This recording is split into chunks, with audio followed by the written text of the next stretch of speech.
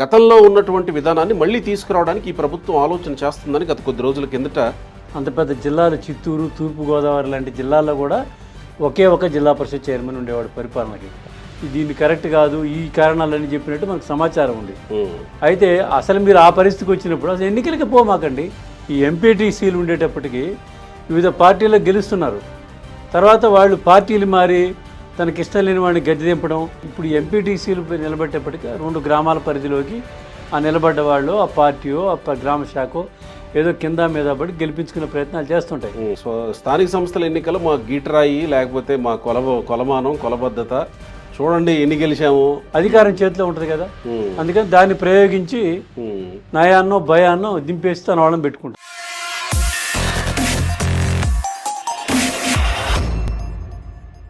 నమస్తే, తెలుగు న్యూస్కి స్వాగతం. ఆంధ్రప్రదేశ్లో స్థానిక సంస్థల ఎన్నికలు మరికొద్ది రోజుల్లోనే జరగబోతున్నాయి. కానీ ఎలా జరుగుతాయనేది అతిపెద్ద ప్రశ్న.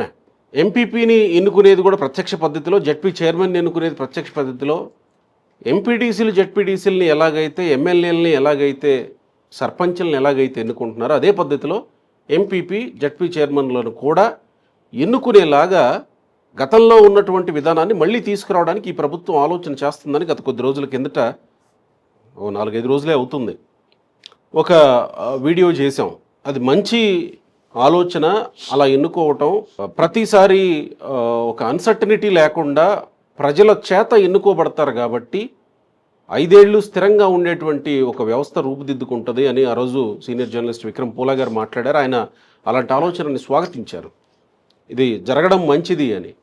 అయితే కట్ చేస్తే నిన్న మొన్న ముఖ్యమంత్రి చంద్రబాబు తోటి కొంతమంది ఎమ్మెల్యేలు బహిరంగంగానే మనం ఇలా వెళ్ళడం కరెక్ట్ కాదేమో, దీని గురించి ఆలోచించుకోవాల్సి వస్తుంది, ఖర్చులు అవుతాయి, గ్రౌండ్లో పరిస్థితులు కూడా అంచనా వేసుకోవాలి అని మాట్లాడినట్టు కొన్ని వార్తలు వస్తున్నాయి. మనతో సీనియర్ జర్నలిస్ట్ వివి రావు గారు జాయిన్ అవుతున్నారు. అలా వెళ్ళడం మంచిదా, ఇలా వెళ్ళడం మంచిదా, రాజకీయంగా ఏది మంచిది, ప్రజాస్వామికంగా ఏది మంచిది, అసలు ప్రజలకు ఏం మంచిది మాట్లాడదాం. రావు గారు నమస్కారం అండి. నమస్తే. ఇన్ని ప్రశ్నలు ఉన్నాయి దీంట్లో. ఎన్ని ప్రశ్నలు, నాది ఒకటే ప్రశ్న. ప్రత్యక్ష ఎన్నికలు ఎన్నుకోవడం అనేది ప్రజాస్వామ్యం. కరెక్ట్. ప్రజాస్వామ్యం ప్రజలు చేత ఎన్నిక కాబడినటువంటి ప్రజాప్రతినిధి మండల పార్టీ అధ్యక్షుడు అన్ని ప్రాంతాలకు రిప్రజెంట్ చేసేటువంటి పరిస్థితి ఉంటుంది. అందుకే గతంలో ఎన్టీ రామారావు గారు ఈ విధానాన్ని ప్రవేశపెట్టి సక్సెస్ అయ్యారు. ఆయన జిల్లా పరిషత్ చైర్మన్ జిల్లా అంతటా కూడా 10 మంది 12 మంది 14 మంది 15 మంది ఎమ్మెల్యేలు 2-3 ఎంపీలు ఉన్నటువంటి అంత పెద్ద జిల్లాలు చిత్తూరు తూర్పుగోదావరి లాంటి జిల్లాల్లో కూడా ఒకే ఒక జిల్లా పరిషత్ చైర్మన్ ఉండేవాడు పరిపాలనకి. అట్లా ఎన్నికలు జరిపించాడు ఆయన. ఆ ఎన్నికలు జరిపించి ప్రత్యక్ష ఎన్నికలకి పోయి అప్పుడు దాదాపు అన్ని జిల్లా పరిషత్ ఎన్నికల్లో గెలిచారు ఆయన. ఒక కృష్ణా గుంటూరు ఓడిపోయారు అనుకుంటా. కృష్ణా గుంటూరు 2 స్థానాల్లో, ఇక్కడ పెన్నమనేని కోటేశ్వరరావు ఎవరో సంథింగ్ ఆయన, అక్కడేమో రాయపాటి సాంబశివరావు, వీళ్ళిద్దరు గెలిచినట్టు గుర్తు. అంతకుముందు ఏం జరిగేది, సమితి ఎన్నికలు ఉండేది, సమితిలు ఉండేది. ఈ జిల్లా తాలూకాల స్థానంలో తాలూకాలేమో ఇప్పుడు మండల ఎంఆర్ఓ లాగా పరిపాలనా అధికారాలు తహసీల్దార్లు ఉండేవాళ్ళు. సమితి ప్రెసిడెంట్లు వీళ్ళు ఉండేది, దానికి బ్లాక్ డెవలప్మెంట్ ఆఫీసర్స్ అని వాళ్ళు ఉండేది, బీడీఓలు. ఇట్లా పరిపాలన ఉండేది. ఎన్టీ రామారావు గారు వచ్చిన తర్వాత ఈ పెద్ద పెద్ద సమితిలు ఇవంతా దూరంగా ఉన్నాయని వాటిని అన్నింటిని విభజించి మండలాలు జిల్లా పరిషత్లు అంతే 2 టైర్సేగా. మండల స్థాయిలో మండల ప్రెసిడెంట్ ఉంటాడు, జిల్లా పరిషత్లో జిల్లా పరిషత్ చైర్మన్ ఉంటాడు. ఈ మండల ప్రెసిడెంట్ అంతా కూడా జిల్లా పరిషత్లో సభ్యులు, సర్వసభ్య సమావేశానికి వీళ్ళు అటెండ్ అవుతారు. ఈ మండల సమస్యలన్నింటినీ అక్కడ రిప్రజెంట్ చేసి అక్కడ ఇది చేసి ఏదైనా ఉంటే నిధులు అవి తెచ్చుకొని డెవలప్మెంట్ చేసేవాళ్ళు. ఇట్లా ఉండేది. అది చాలా సౌకర్యంగా పరిపాలన సవ్యంగా సక్రమంగా సాగేది. అంటే ఆ తర్వాత వచ్చినటువంటి 73వ రాజ్యాంగ సవరణతోటి 92లో వచ్చినటువంటి సవరణలో ఏం జరిగింది, గ్రామ పంచాయతీ సర్పంచ్ ఉంటాడు, మధ్యన ఎంపీటీసీ ఉంటాడు, ఆ తర్వాత ఎంపీపీ ఉంటాడు, మళ్ళీ Zilla Parishad member territorial constituency ZPTC member ఉంటాడు, జిల్లా పరిషత్ చైర్మన్ ఉంటాడు. అంటే ఒక panchayat member, panchayat ward member, sarpanch, MPTC, MPP, ZPTC, Zilla Parishad chairman, ఇన్ని అంచెలు ఉండేది. అయితే ఇప్పుడు కొత్తగా ఆంధ్రప్రదేశ్ ప్రభుత్వం ఆలోచన, అంటే అది నిర్ణయం తీసుకుందా లేదా ఆ ఆలోచన జరుగుతున్నట్టు వార్తలు ఆలోచనలే వస్తున్నాయి. చేస్తున్నట్టు వార్తలు వస్తున్నాయి. దాంతో ఇంకో ప్రయోజనం కూడా ఉందండి. ఉమ్. ఏమిటంటే ఈ ఎంపీటీసీలు ఉండేటప్పటికి వివిధ పార్టీలకు గెలుస్తున్నారు. తర్వాత వాళ్ళు పార్టీలు మారి తనకి ఇష్టం లేని వాడిని గద్దె దింపడం, ఇంకొకరిని ఎంపిక చేయడం, ఈ రకంగా అన్సర్టనిటీ ఉంటుంది పరిపాలనలో. ఎవరికి స్థిరత్వం లేకుండా, స్థిరమైనటువంటి పాలన చేయకుండా వాళ్ళంతసేపు కుర్చీని కాపాడుకోవడానికి సరిపోతుంది. అదే ప్రత్యక్ష ఎన్నిక అయిందనుకోండి, ఈ మళ్ళీ దించే పరిస్థితి ఉండదు. ఇక రీకాల్ పరిస్థితులు ఉండవు. మళ్ళీ ఎన్నికలు వచ్చేంత వరకు ఆయనే ఉంటాడు. 5 ఏళ్ళు ఉంటాడు. సక్రమంగా పాలన జరుగుద్ది, అభివృద్ధి జరుగుద్ది. ప్రజా ప్రయోజనాల దృష్ట్యా, రాష్ట్ర ప్రయోజనాల దృష్ట్యా, గ్రామీణ ప్రాంతాల అభివృద్ధి దృష్ట్యా ప్రత్యక్ష ఎన్నికలు అనేవి సక్రమైన పద్ధతి. ఓకే. కానీ ఇవాళ ఉన్నటువంటి అధికార పార్టీ నాయకులు, ఎమ్మెల్యేలు, మంత్రులు వీళ్ళు ఏం చెప్తున్నారు? రకరకాల కారణాలు చెప్తున్నారు. అంటే గ్రౌండ్లో పరిస్థితి బాగాలేదు, కరువు పరిస్థితులు ఉన్నాయి, మనం ఇచ్చిన హామీలు కొన్ని అమలు చేయలేదు, ఇవన్నీ ప్రభావం చూపుతున్నాయంటే నువ్వు ప్రత్యక్ష ఎన్నికలు పెట్టినా చూపుతాయి, పరోక్ష ఎన్నిక పెట్టినా చూపుతాయి ఈ ప్రభావం.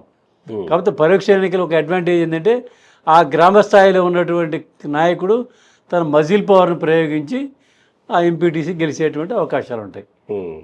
అది మండల ప్రత్యక్ష ఎన్నికలకు వచ్చినప్పటికీ అది ఉండదు.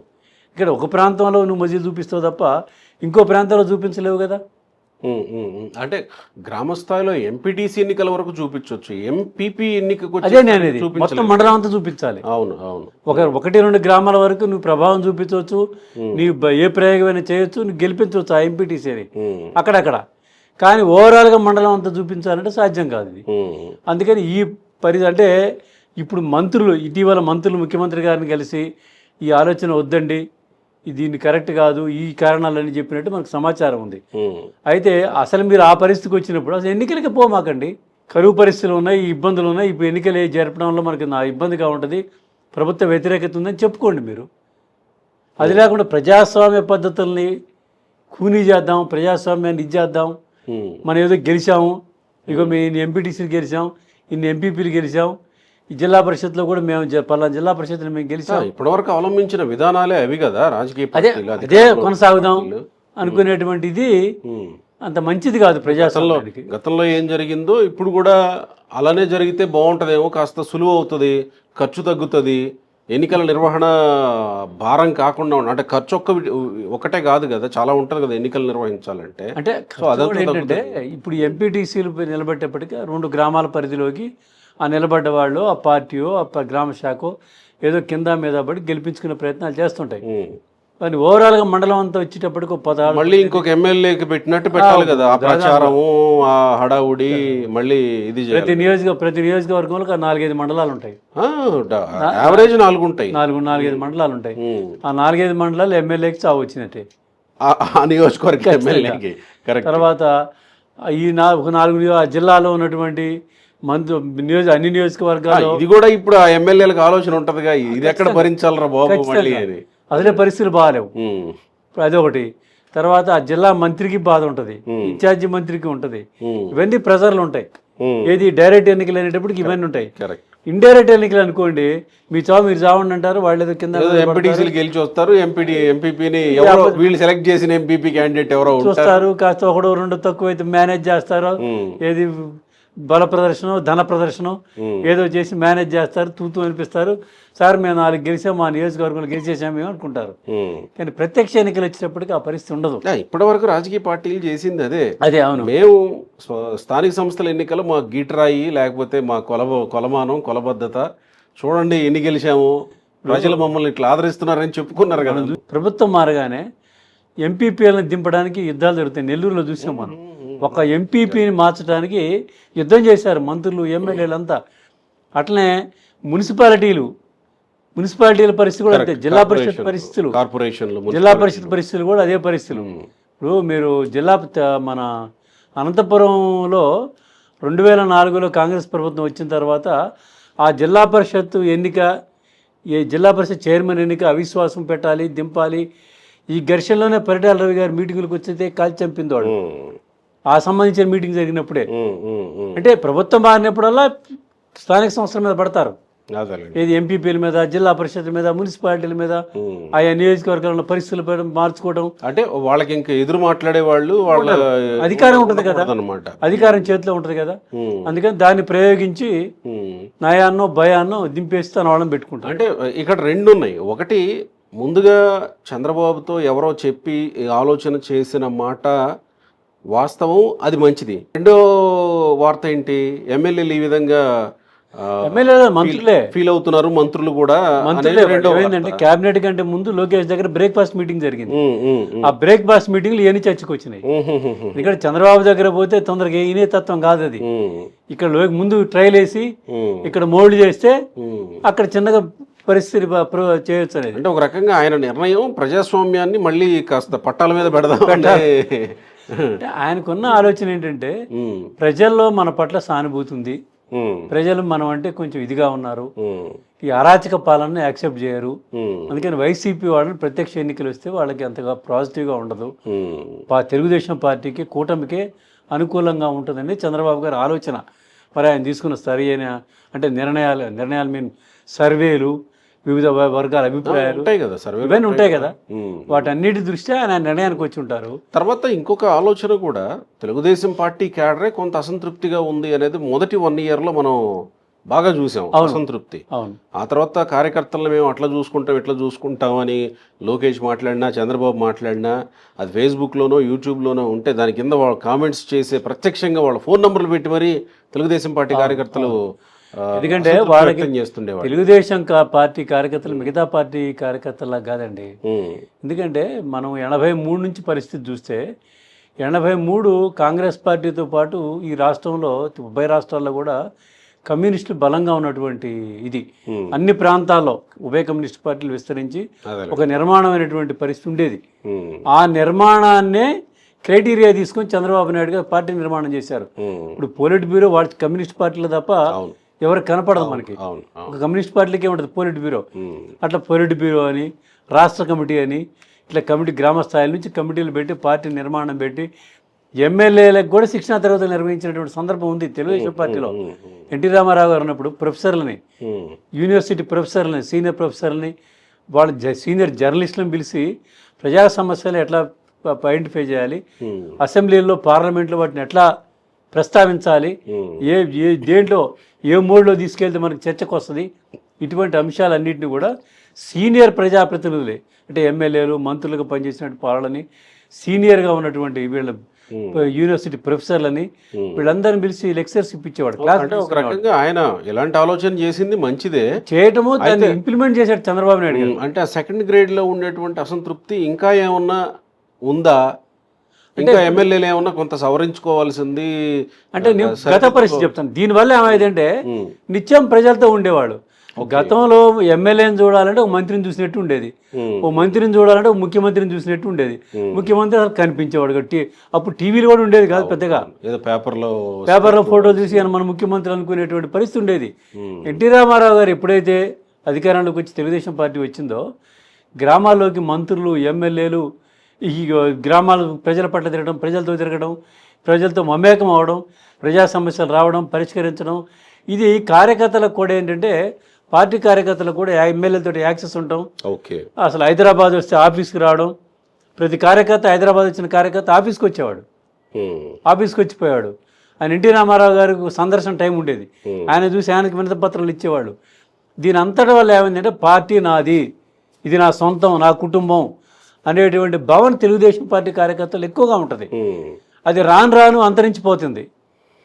అంతరించిపోవడం వల్లనే ఎన్నికలకు పోవాలన్నా వద్దా, ఎన్నికలకు పోవాలంటే ఉత్సాహంగా ఉండేటువంటి పార్టీ కార్యకర్తలు వాళ్ళు ఎందుకు అసంతృప్తిగా ఉంటున్నారు అనే విషయాన్ని పార్టీ నాయకత్వం కానీ, ఎమ్మెల్యేలు కానీ, మంత్రులు కానీ పట్టించుకునే పరిస్థితులు లేరు. ఇవాళంతా మేనేజ్మెంట్ తోటి, ఎలక్షన్ ఈవెంట్ మేనేజ్మెంట్ అసెంబ్లీకి పనిచేసిన స్థాయిలో ఇప్పుడు స్థానిక సంస్థల ఎన్నికల్లో పనిచేస్తారా లేదా అన్న అనుమానాలు ఖచ్చితంగా ఉన్నాయి.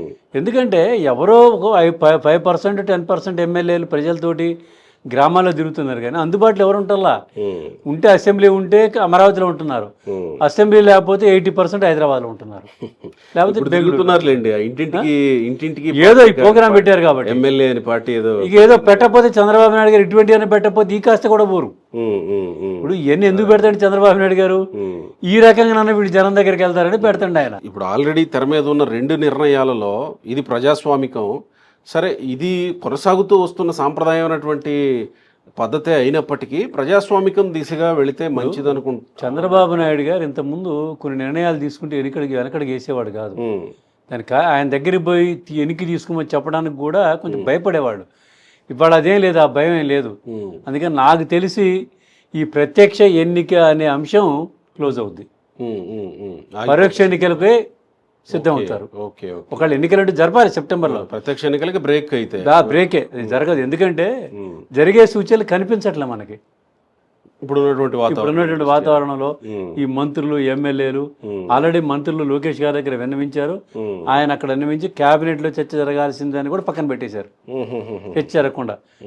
తర్వాత క్యాబినెట్ మీటింగ్ అయిపోయి అనధికారిక చర్చలు కూడా దాన్ని రానియకుండా క్లోజ్ చేశారు. అంటే ప్రత్యక్ష ఎన్నికలు అనేవి ఉండవు, పరోక్ష ఎన్నికలే. అంటే సాధారణ ఇప్పుడున్న పద్ధతే కొనసాగు. మళ్ళీ ఎంపీటీసీలు, జడ్పీటీసీలు, ఎంపీపీలు, జడ్పీ చైర్మన్లు, అదే పద్ధతి.